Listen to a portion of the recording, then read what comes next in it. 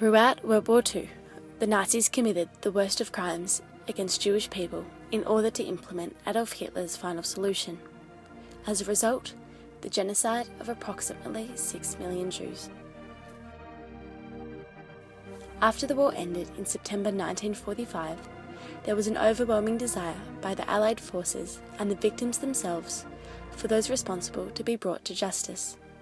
This is a sentiment that still endures today. The success of such attempts is difficult to measure because realistically, how many Nazi perpetrators can be caught? Unfortunately, time is fast running out.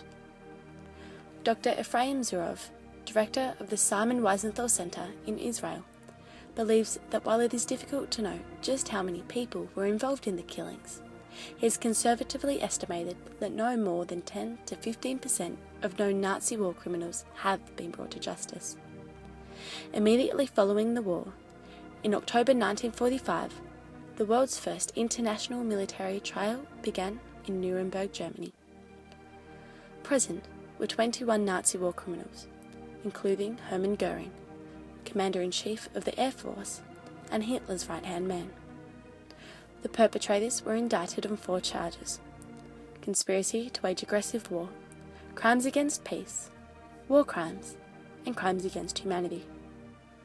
Göring and 11 others were sentenced to death, 3 to life in prison, 4 given various sentences, and 2 were acquitted. Göring committed suicide on the eve of his execution. Between December 1946 and April 1949, there were 12 subsequent Nuremberg trials, leading to the convictions of 97 others. In the decades since, countries around the world have attempted to prosecute surviving Nazi war criminals, to varying success. A limitation of its success is apathy and the lack of political will by many countries to search for and convict those responsible. Another limitation is that, although some have been caught, due to the passage of time, many have been able to flee their homelands and start new lives under false identities, making them almost impossible to trace. Former SS officer Adolf Eichmann, who was responsible for organising Jewish deportation to death camps during the war, was able to flee to Argentina, where he lived a free man until his arrest in 1960. He was extradited to Israel and executed in 1961. In recent times, there has been a renewed sense of urgency to bring the perpetrators to justice. 7 decades later, many of the last Holocaust survivors are frail, their memories sometimes foggy. Many of the offenders, now aged in their mid-80s to 90s, are of ill health. Their advanced age means that it is a race against time. For more than 60 years, the courts only prosecuted Nazi war criminals if evidence showed they had personally committed atrocities during the Second World War. The landmark case of John Demjanjuk in 2011 has changed this. The former camp guard was found guilty on 28,060 counts of being an accessory to murder at the Sobibor death camp.